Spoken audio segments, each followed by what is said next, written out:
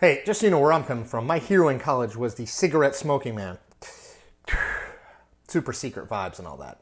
On a Friday evening in late June 2021, the U.S. intelligence community released something remarkable. An unclassified report to Congress of unidentified aerial phenomenon, aka UFOs, which is a big deal in and of itself. Big deal. Especially when you consider that for decades, the American government dismissed the existence of flying objects that they simply could not identify, in public at least, or in some situations they could not explain.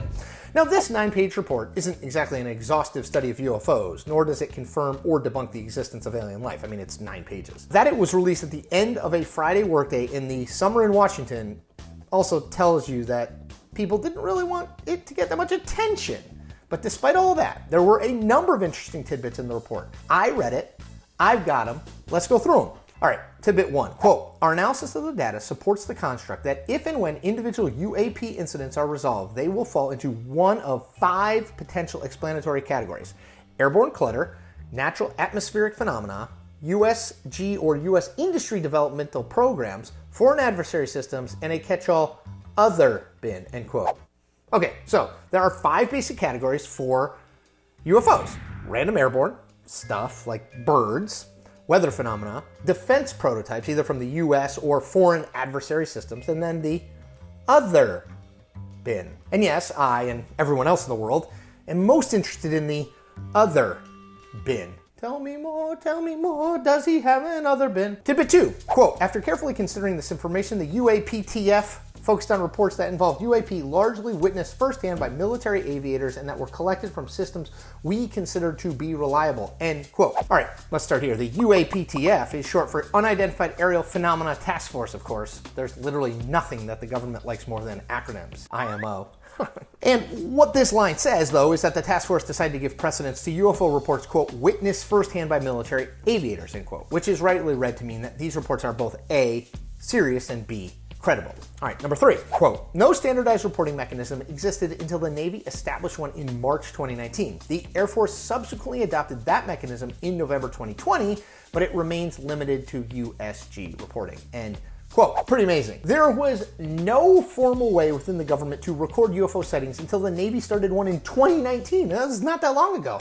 I was a spry boy of 43. And the Air Force didn't follow suit until roughly 8 months ago, which reveals again, A, how resistant the government has been to acknowledging UFOs, and B, how many sightings over the years were definitely missed. Tidbit 4, quote, 144 reports originated from USG sources. Of these, 80 reports involve multiple observations with multiple sensors, end quote. Okay, so this line establishes the universe that the task force examined. There were incidents between 2004 and 2021, and more than half were confirmed by multiple sensors. Number 5, quote, narratives from aviators in the operational community and analysts from the military and intelligence community describe disparagement associated with observing UAP, reporting it, or attempting to discuss it with colleagues.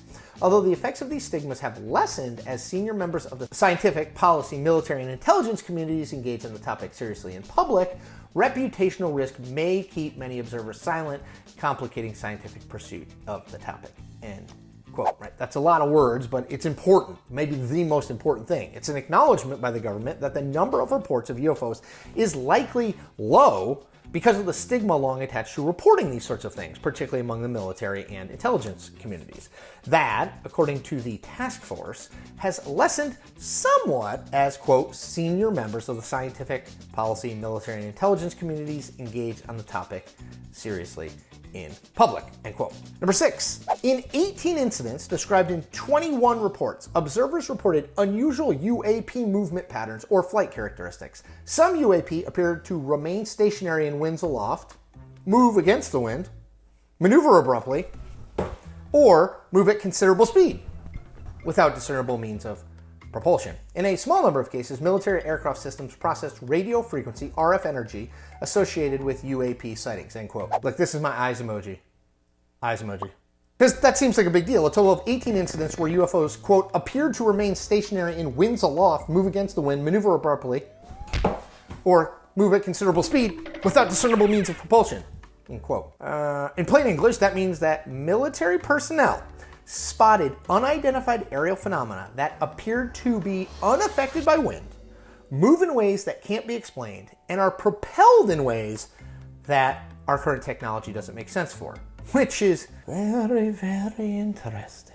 Is that a Russian accent? I don't really know. Number 7, with the exception of the one instance where we determined with high confidence that the reported UAP was airborne clutter, specifically a deflating balloon, we currently lack sufficient information in our data set to attribute incidents to specific explanations, end quote. Okay, so one time, the thing that people thought was a UFO was a deflating balloon. I just like making that noise. But all the other times the military and intelligence community didn't explain what the heck the UFO actually was, which again, is a big deal, right?